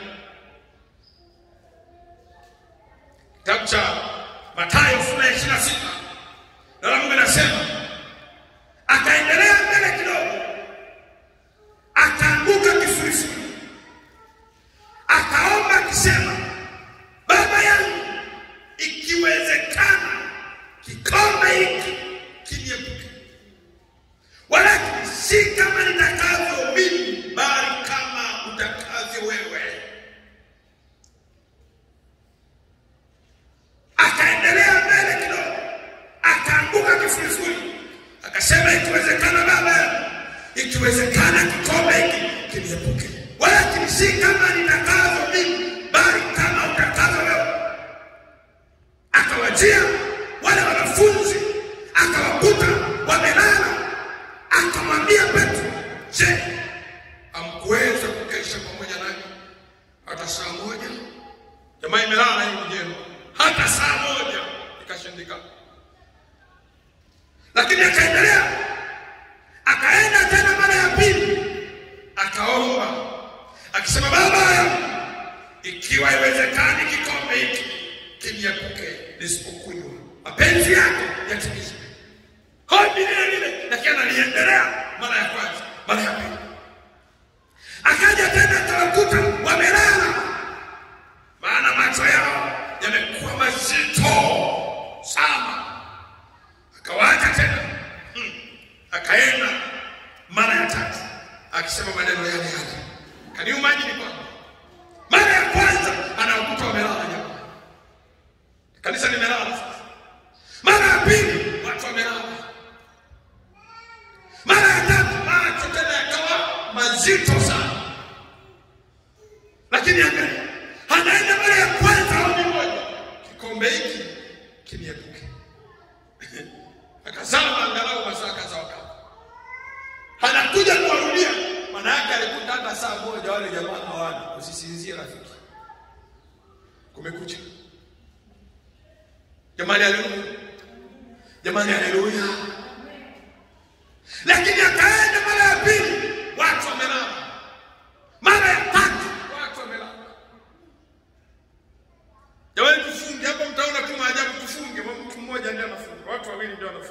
wengine tuko mbele, kile vipigo vya hatari. Hatuna muda wa kuomba, tumetingwa na kazi, tumetingwa na majukumu. Danieli anaomba.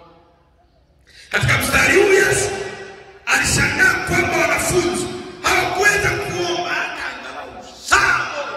angalau saa moja. Kipimo cha Kristo aliye hai anapimwa angalau saa moja. Mwambie unazifikisha saa moja mzee. Muulize saa moja unatembea nje. Angalau saa moja. Angalau saa moja. Bwana Yesu atusaidie. Nasema hivi, Bwana Yesu atusaidie. Kitabu cha Mathayo pia sura ya 26 mstari wa 40. Nikupe tu maandiko hapo kama mawili. Mathayo sura ya 26 mstari wa 40. Utaona hapo anasema akawajia wale wanafunzi, akawakuta wamelala, akamwambia Petro, "Je, mkuweza kukesha pamoja nani hata saa moja?" Yesu aliomba usiku kucha kabla hajawachagua wanafunzi wake. Kuwachagua tu aliomba usiku kucha. Mungu nisaidie. Nisije nikakutana na manyanga yakanilarua. Mungu nisaidie. Saa moja lakini saa moja nimeshindikana. Kianza kuomba saa moja kanisani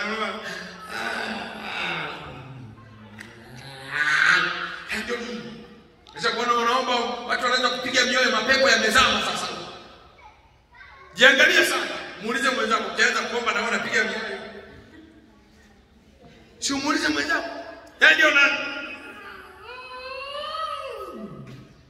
yaani sauti ya nyao, sauti ya bundi, vyote vinakutana.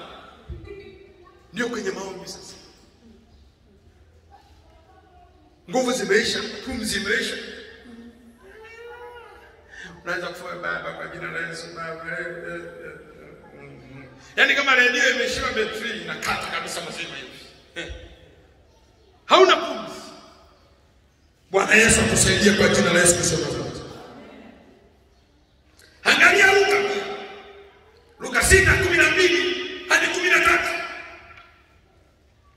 Luka 6:12 hadi 13. Ikawa siku zile aliondoka kaenda mlimani ili kuomba, akakesha usiku kucha katika kumwomba Mungu. Usiku kucha. Mikesha ya saa 6 kwisha. Ukisikia la mgambo limelia kwamba ni mkesha mwanangu, jua mpaka mtambue. Ustaarabu umekuja, tunakesha saa 2, hadi saa 5 tayari. Umetoka vikesha saa 5.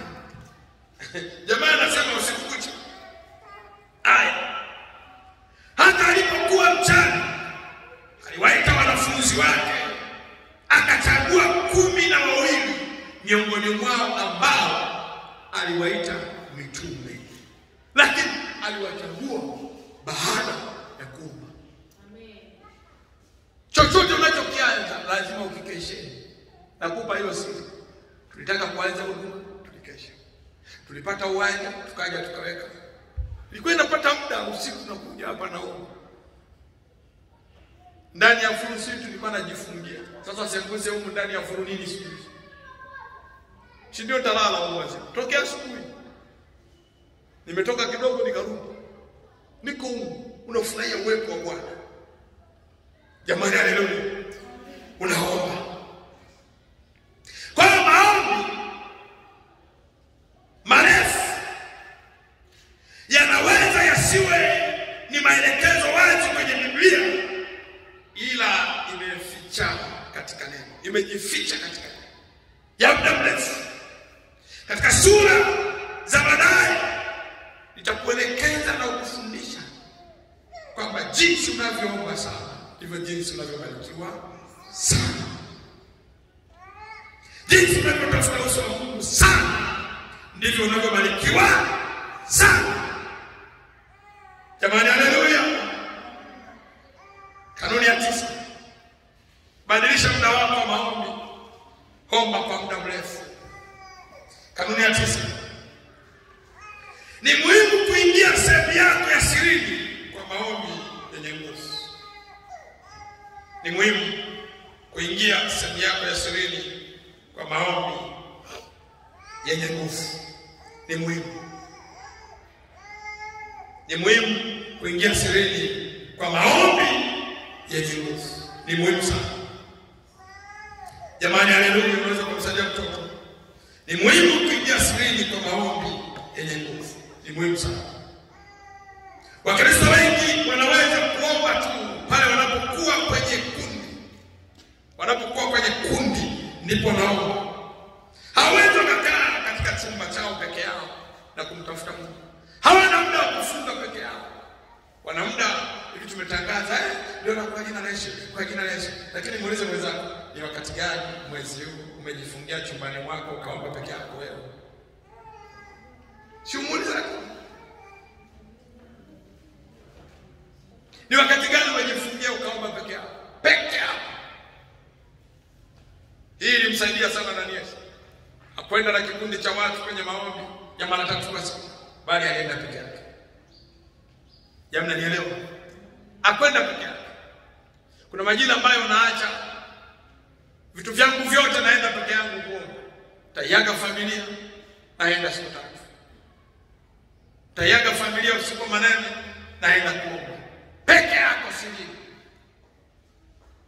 Sio kila mara mtu ajue maombi unayoomba. Adui anatafuta hiyo tiketi ili kusudia kutoe kwenye reli yako. Na vitu vyako vya peke yako lazima uombe. Yakobo anasemaje akiwa chumbani? Anasema sikuachi mpaka unibariki. Kwani anasema mpaka tubarikiwe? Mpaka unibariki. Baraka ni za kwako. Na wala sio za mama. Na wala sio za kaka. Baraka ni za kwako. Unaweza ukabarikiwa kwa jina la Yesu.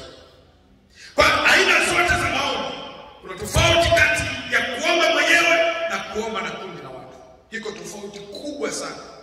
Kuomba mwenyewe kunakupa nguvu zaidi. Kuomba na watu kunakupa nguvu. Lakini kuomba mwenyewe kunakupa nguvu zaidi. Yesu alienda mlimani na nani jamani? Nyikani alipeleka na nani? Alienda na kundi la watu. Alikomaa yeye mwenyewe. Mwambie mwenzako komaa wewe mwenyewe kwa jina la Yesu. Inawezekana ukakomaa na Mungu akakutoa. Kwa aina zote za maombi ni muhimu. Lakini maombi ya kuomba wewe peke yako ni ya muhimu zaidi. Na ni matamu zaidi na ni mazuri zaidi. Jifunze kuomba peke yako. Unaombea shida fulani, Mungu niondoe. Mke wangu wakati fulani kaliota kaupeleka ajabu kwenye jicho. Ni yeye mwenyewe aliposimama akiwa njiani. Mungu, naomba akaupeleka katika kwa jina la Yesu. Sijui kama anakumbuka na mkumbusha. Akuwekewa mkono. Lakini kakatoka. Akaja na nilikuwa naomba. Yaani ghafla tukaona kimetoka. Kama nikumbuka kumshukuru Mungu, sijui. Kuna vitu gani vinakwama? Unayasambaza mambo yako kwa watu. Unasambaza siri zako kwa watu. Kuna mengine yanahitaji wewe mwenyewe usimame. Sio kila kitu tutapeleka. Unaona? Sasa nataka tujenge hivi tujenge hapana. Unayepeleka Tamani hakuna uwe kabisa. Sio kila uponyaji utapeleka kwenye vikundi. Mengine simama mwenyewe. Usifanyike mradi. Huyu amekuombea. Umejaza simu nyingi sana kwenye namba nyingi sana kwenye simu yako. Kuna anayekuombea kulala, kuna anayekuombea kwenda kuoga, anakuombea, kuna anayekuombea anakuombea. Sawa, lakini kuna maombi ya kwako yanatakiwa uyaombe wewe.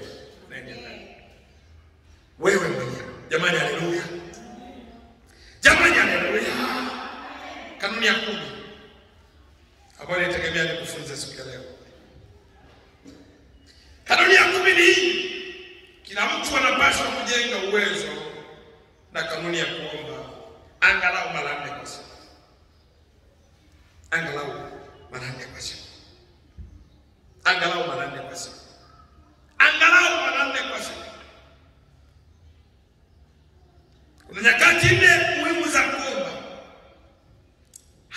asubuhi yafaa kuomba.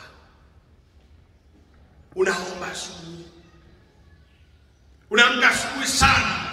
Tuna morning glory unaomba.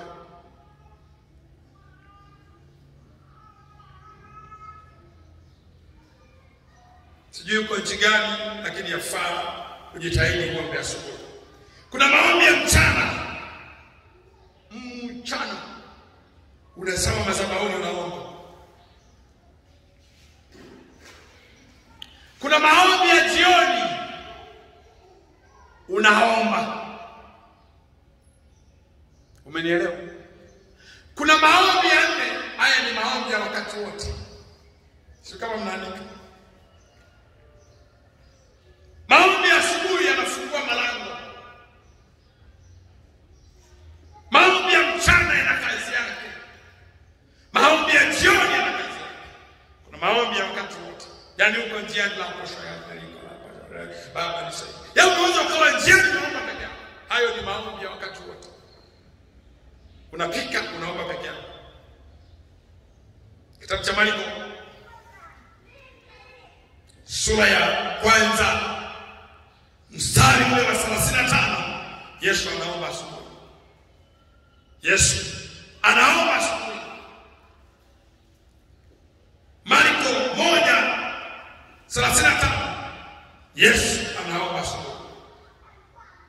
Anasema hata alfajiri na mapema sana akaondoka.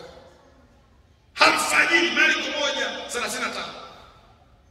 Hata alfajiri na mapema sana akaondoka. Alfajiri yako ni saa ngapi? Saa 6 za usiku. Unaisubiria asubuhi sana. Hapo wachaga wamesharoga, wameshamaliza kazi zao na nyinyi mnaenda kupumzika hivi una saa 6. Hata alfajiri na mapema sana akaondoka. Akatoka. Akaenda zake mahali pasipokuwa na watu, akaomba huko. Huyo ni Yesu.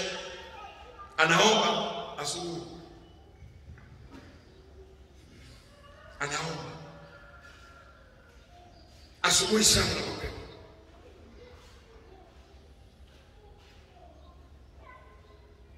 Jamani, haleluya. Anaomba asubuhi. Jitengenezee muda wa kuamka mapema sana uombe. Kanuni hii itakusaidia. Maombi ya asubuhi yana umuhimu gani basi? Ni nzuri sana kujua kuomba asubuhi, kwa sababu unakutana na Mungu kabla hujakutana na shetani. Ndio maana tunaomba.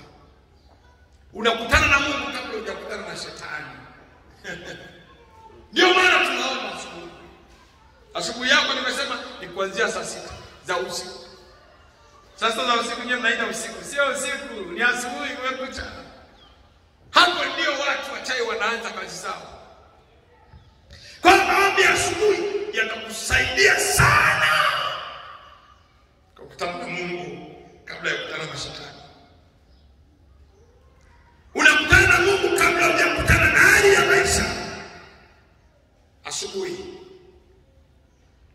Lakini Mungu anakupaka mafuta uepuke kila mlima unaokutana nao katika maisha yako.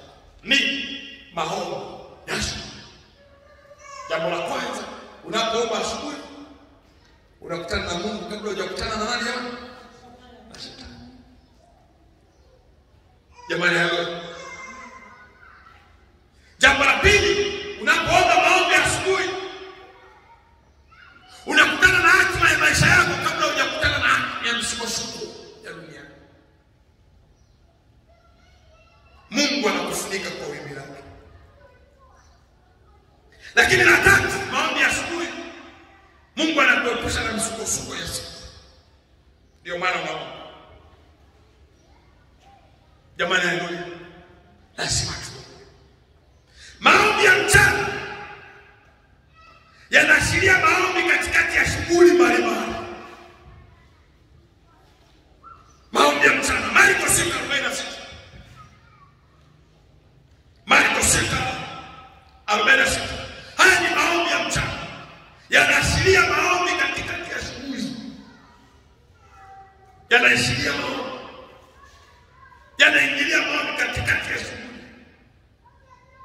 Marko 6:46 anasema hata alipokwisha kuagana nao akaenda zake mlimani kuomba. Ni mchana.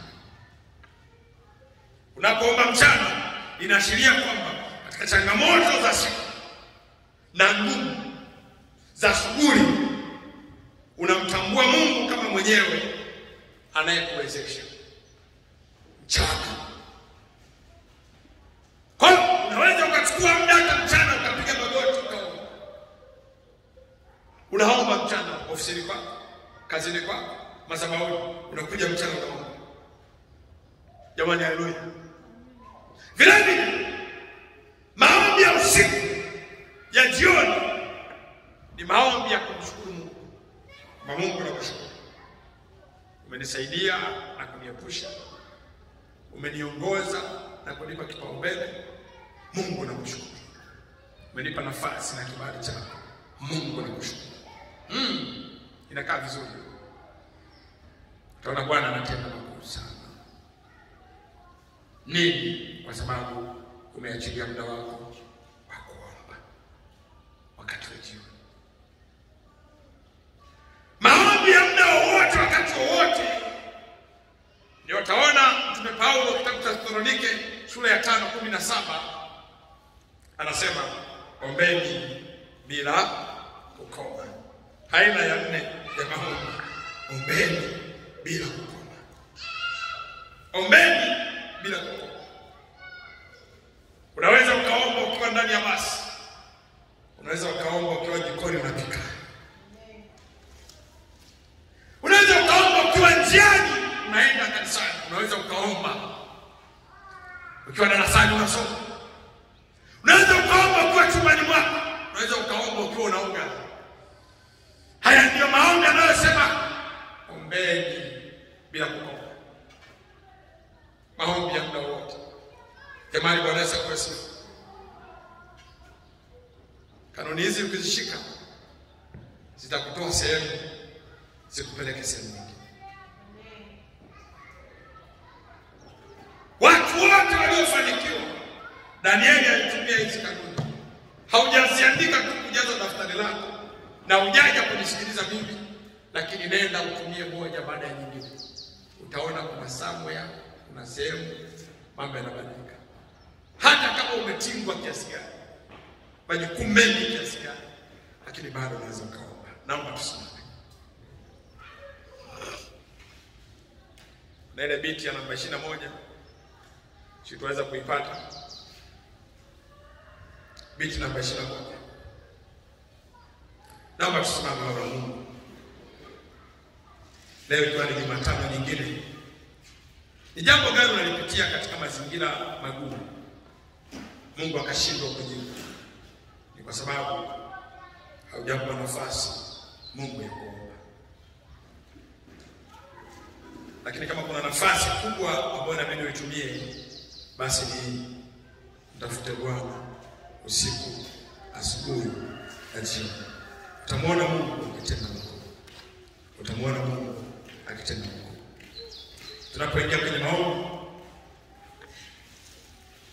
naomba tujiweke tayari. Amsha mikono yako mbele za Bwana. Baba ninakuabudu.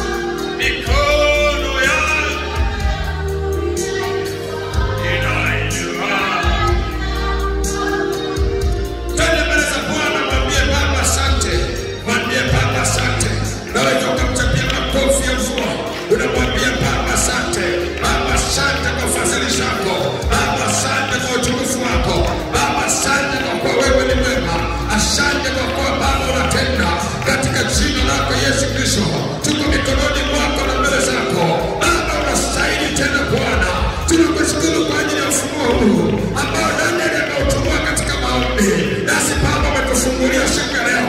Baba, tunakushukuru tena Bwana kwa kutufundisha habari ya namna ya kuomba na jinsi ya kuomba Bwana, ili tuweze kutoka kwenye shida tulizo nazo. Baba, tunaomba neema, nenda mbele za Bwana, mwambie Baba achilia neema ya kuwa mwombaji tena.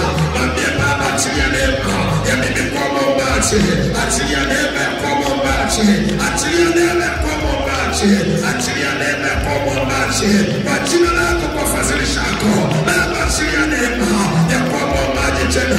Mwambie Baba achilia neema ya mimi kuwa mwombaji kwa jina lako Yesu Kristo, achilia neema Bwana ya kuwa mwombaji.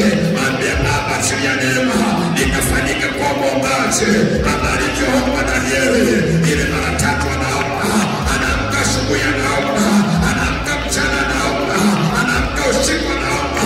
Baba achilia neema kwa mwombaji kwa jina la Yesu Kristo, achilia neema Bwana, achilia neema Bwana kwa matendo yako na fadhili zako, achilia neema Bwana ndani ya kanisa lako, achilia neema ya uombaji, achilia neema ya uombaji. Nipe kibali Bwana cha kuwa mwombaji tena, cha kuwa mwombaji tena. Bado umenifundisha maombi ni muhimu sana kwangu, kama Danieli alivyosema, asubuhi alikutafuta wewe, usiku alikutafuta wewe. Bwana kuomba, mwambie Baba nipe neema ya kuwa mwombaji, nisiwe msikilizaji tu, lakini Baba achilia neema ya kuwa mwombaji tena katika jina la Yesu. Itengeneze kanisa lako yukanaitosha wakati huu. Baba mfanye Bwana kuwa mwombaji tena Bwana, kwa neema na nguvu zako. Tufanye kanisa lako liwe liombaji, fanya kanisa lako Bwana tuwe na shauku na nia ya kuomba. Ni majira ya nyakati za mwisho, mahali ambako adui Bwana anatuma vitu vingi, mahali ambako shetani anaagiza vitu vingi. Hatutashinda kwa sababu ni wazuri, hatutashinda kwa sababu tuna pesa nyingi, hatutashinda kwa sababu tuna kazi nyingi, lakini tunashinda kwa sababu sisi ni waombaji. Baba, fungua majira na nyakati, tufanye kuwa waombaji tena. Fanya mama huyo kuwa mwombaji, fanya baba huyo kuwa mwombaji, fanya kijana huyo kuwa mwombaji, fanya mama huyo kuwa mwombaji, fanya watoto kuwa waombaji kwa jina la Yesu, kwa jina la Yesu. Pata sauti yako, mwambie Baba nibatize na roho ya uombaji, nibatize na roho ya uombaji. Roho Mtakatifu nibatize na roho ya uombaji tena ndani mwangu. Nibatize, nibatize Bwana, batiza watoto wako tena, batiza roho ya uombaji juu yao, batiza roho ya uombaji juu yao, kama ulivyobatiza Danieli, kama ulivyobatiza Esther, kama ulivyobatiza Hana, kama ulivyobatiza Yusufu, kama ulivyobatiza watoto wako na wachori wako. Baba nibatize na roho ya uombaji. Unaweza ukanyanyua mikono yako kuweka juu ya kichwa, mwambie Baba nibatize na roho ya uombaji tena.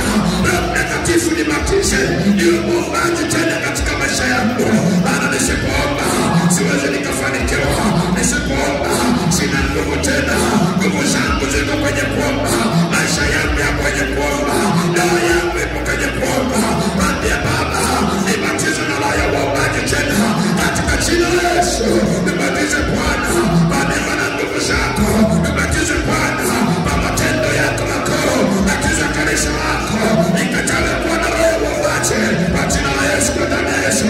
Ila ngome zote za kuzimu, nguvu zote za mwovu shetani, nibatize tena Bwana tuwe na roho ya uombaji ndani ya kanisa. Batiza wa mama, batiza viongozi Bwana, batiza taifa lako niwe na roho ya uombaji tena. Nafasi ya kanisa ni kuomba katika jina la Yesu Kristo, maana vita vyetu sio vya damu na nyama, katika ulimwengu wa roho tunafaa. Baba nibatize, nibatize, nibatize, nikatafute uso wako.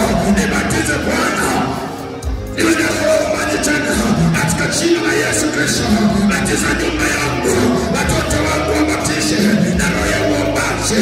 Batiza watoto wangu, batiza watoto wangu na roho ya uombaji tena, nisirudi nyuma. Yesu anasema hata saa moja imeshindikana, analia machozi mengi juu ya wanafunzi wake. Ndivyo makuhani tunavyolia juu ya washirika hao Bwana uliowachilia madhabahuni, wakabidhi na shughuli zao, hawawezi wakasikia sauti ya kwani, lakini kwa neno hili Bwana uliowachilia siku ya leo, kama Danieli alikuwa waziri, Danieli alikuwa bize sana, wako. Nipe chapeo ya Danieli Bwana, nikaombe Bwana zaidi na zaidi.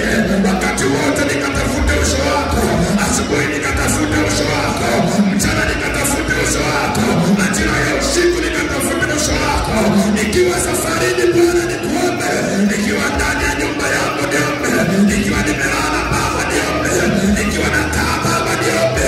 Rapo sayanta limaende, rikarapa sayanta, rikoropo sayanta. Anamia Yesu kwa jina la Yesu. Batiza kanisa lilo waombaje, batiza wa baba waombe, batiza watoto waombe, batiza watoto waombe. Rapo sayanta limaenda, anamia Yesu kwa jina la Yesu. Rapo sayanta rika, naenda kinyume na nguvu zote zinazofyonza roho ya uombaji.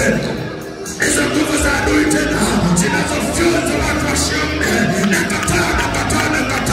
Nenda kemea nguvu zote za kusema, kemea nguvu zote za kipepo, kemea maagenti wanaotumwa ndani ya kanisa, kemea kwa mikono yako.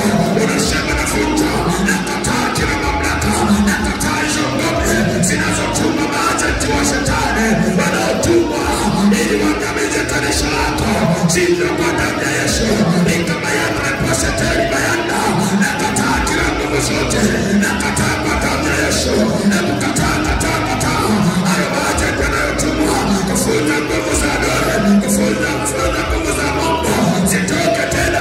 Kila mamlaka na kukemea wale agenti wa shetani, na kukemea nyema pepo, na kemea nyema zidi, kila vizuizi vya maombi vinavyotingwa ndani mwangu ili niwe mnyonge na mzaifu. Tumaka kwa damu ya Yesu, tumaka kwa damu ya Yesu, tumaka kwa damu ya Yesu. Tumaka hizo ngome zote za kipepo. Ambia kwa mamlaka ulionipa, yatosha kuzunguka mlima huu, yatosha. Lakini weka amani ndani mwangu, weka amani tena. Rapasata, na mayangu rapasa yete nikarapasata. Vunja na kuharibu, sema navunja ngome zote za kuzimu, navunja roho zote za majini wanaosababisha mishipa mbate, roho ya usingizi na ninyemelea, roho ya uzito wa macho na ninyemelea. Toka kwa jina la Yesu, tumaka kwa jina la Yesu. Baba nifunike kwa wimbi lako, nifunike kwa matendo yako. Hebu jifunike kwa damu ya Yesu, jizingire kwa damu ya Yesu, jizingire kwa damu ya Yesu. Kuanzia sasa Bwana, Baba nifunike kwa damu ya Yesu. Nipe roho ya uombaji ndani mwangu, nipe roho ya uombaji maishani mwangu, nipe roho ya uombaji ndani mwangu. Repo satari mayanda, damu yangu rapose yete. Funika nyumba yangu kwa damu yako Yesu. Jenga ukuta wa moto, adui mali anakaweza kaona. Jenga kanisa lako Bwana, kwa matendo yako na fadhili zako. Repo sayatari mayanda, katika jina la Yesu. Asante Bwana, asante Baba, asante kwa matendo yako, asante kwa fadhili zako. Nenda mbele za Mungu, mchapie Bwana Yesu makofi. Huko namwambia Baba asante, asante Bwana, asante kwa fadhili zako, katika jina la Yesu Kristo. Mwambie Baba asante, mwambie Baba asante, mwambie Baba asante. Pokea neema ya kuwa muombaji leo, kuanzia leo kwa jina la Yesu Kristo Nazareti. Vyote vilivyotoka vichomoke tena kwa jina la Yesu Kristo Nazareti. Pokea kuwa mshindi kwa jina la Yesu Kristo Nazareti. Neema ya Mungu Bwana, naomba kanisa lako kalitengeneze madhabahu yako ya Tanzania, wakuhani wako walio Tanzania. Baba, tukawe waombaji, kanisa lako likawe waombaji, katika jina lako Yesu Kristo Mfalme. Baba, tunaomba na kushukuru. Mtu mmoja asema amen. Tapia Bwana Yesu makofi makubwa. Usikie vigelegele kutoka kwa mama. Oh yes. Asante Bwana, asante Bwana. Karibu katika tutakuwa na mfululizo wa somo hili kuanzia Ijumaa tena. Itaidi tena wapi? Na Jumapili tunaendelea na hili somo. Na Mungu atakubariki sana. Unaweza kupunguza hiyo sauti ya muziki. Na jina la Bwana litabarikiwa sana. Punguza hiyo sauti ya muziki. Na Mungu atakubariki sana. Jamani haleluya. Jamani haleluya. Jamani haleluya, naomba tukae. Shika sadaka yako sasa. Shika sadaka yako sasa. Niende kuomba pamoja na wewe. Na Mungu akubariki. Amsha mkono wako juu. Niombe. Baba yetu Mfalme, niko mbele zako na waleta watoto wako. Tazama Bwana, tunapokuja kutolea, Bwana ukawe msaada kwetu.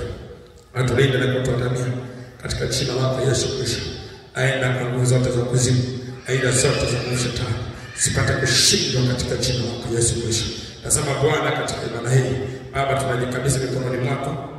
Jioni wako tunaweka mbele zako Bwana, wako waliookoka Bwana, wamekuja mbele zako Bwana kuona neema yako na jina lako, ukawatumie makuu, ukawalinda wanaporudi nyumbani watoto wako. Wasaidie Bwana watoto wako na watoto wako Bwana, ukaangazie nuru yako, fadhili zako zikae juu yao Bwana, ukawalinda usiku, asubuhi na jioni Bwana, wajizurishe ukatende makuu. Aina kinyume na nguvu zote za kuzimu, aina zote za nguvu shetani zipate kushindwa katika jina lako Yesu. Asante Bwana, asante kwa utukufu wako, asante kwa matendo yako makuu, asante kwa kuwa wewe unastahili, asante kwa kuwa unatosha, katika jina lako Yesu Mfalme. Baba, tunaomba na kushukuru. Mtu mmoja aseme amen. Chapia Bwana Yesu makofi makubwa. Naomba basi tumtolee Mungu sadaka zetu na Mungu